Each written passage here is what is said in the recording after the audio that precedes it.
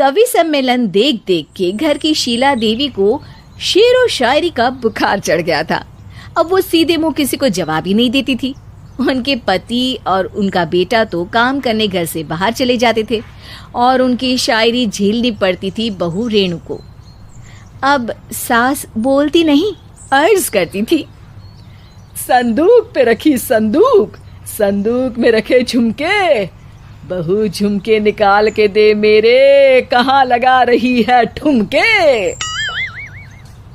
माँ जी, झुमके तो आपके निकाल दूंगी मैं, लेकिन आपके दिमाग से ये शायरी का भूत कैसे निकलेगा?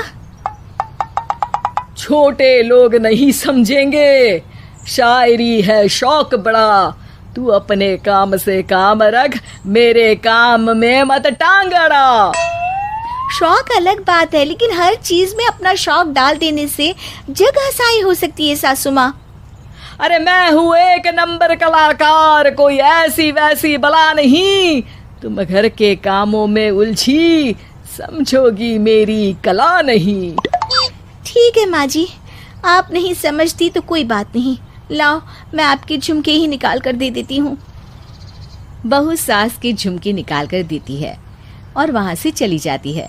शाम को बहू अपने पति से शिकायत करती है, सुनिए जी, आप माँ को कुछ समझाते क्यों नहीं? अरे क्या समझाना है माँ को? अरे अपनी शायरी थोड़ी कम करे ना। अरे तुमको उनकी शायरी से क्या दिक्कत है? अरे मुझे नहीं, पर पड़ोस में सब लोग हंसते हैं, कहते हैं बुढ़ापे में लोग सठिया जाते हैं, लेकिन शीला जी तो शायर हो गई हैं। अरे लोगों का काम है कहना, लोगों की बातों का क्या टेंशन लेना।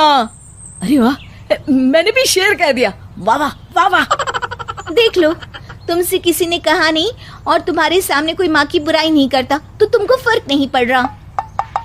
अरे तुम खामखा की बात का बतंगड़ बना रही हो। चलो चाय बना कर ले आओ मेरे लिए, साथ पियेंगे, कोई ढंग की बातें करेंगे। रेणु चाय बनाने लगती है। पहले वो अपने पति को चाय देती है, फिर सास को और आखिर में अपने ससुर को। लेकिन वो देखती है कि ससुर जी कुछ परेशान से हैं। क्या हुआ ससुर जी, कोई बात हो गई है क्या?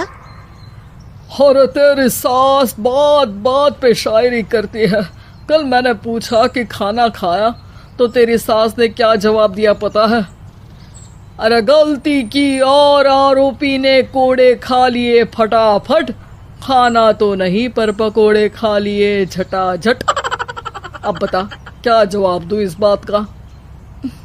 वो तो सभी से शायरी में ही बात कर रही हैं, मुझे भी समझ में नहीं आता कि क्या करूं मैं। बेटा उसको उसी की भाषा में जवाब देना पड़ेगा।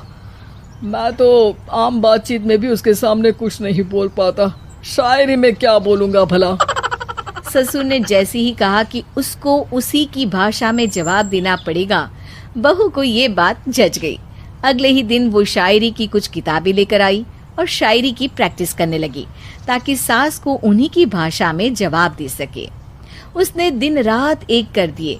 एक दिन सब साथ में बैठकर टीवी देख रहे थे, तभी रेणु सबके लिए बिरयानी बनाकर लाती है, लेकिन सास को बिरयानी भाती नहीं।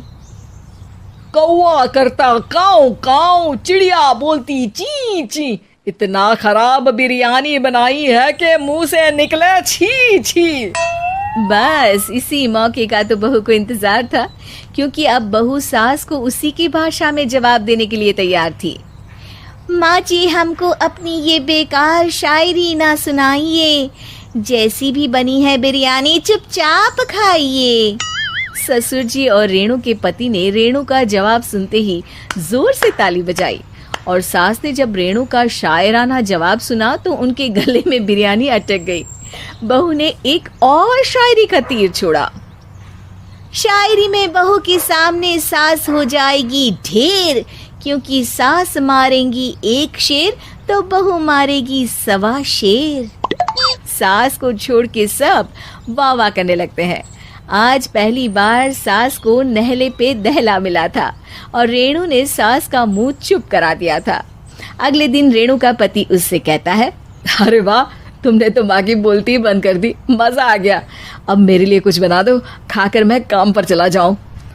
शायरी ही है मेरा जीवन, वही करूँगी जी भर के। नौकरानी रख लो कोई, काम नहीं करूँगी मैं घर के। अरे तुम क्या माँ जैसी हरकतें करने लगी, सीधे सीधे बात करो ना। हो गई कल शायरी, रोज थोड़ी ना करोगी। शीशी भरी गुलाब की पत्थर पे फोड़ दो, जो मुझे शायरी से रोके उसके कान मरोड़ दो।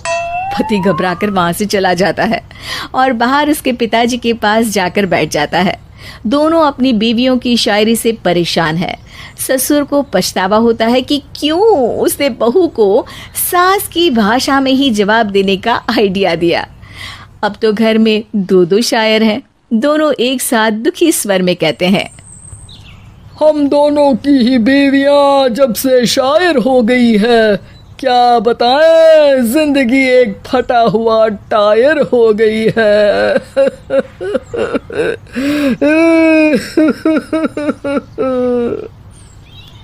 हम दोनों की ही बीवियां जब से शायर हो गई है, क्या बताए जिंदगी एक फटा हुआ टायर हो गई है।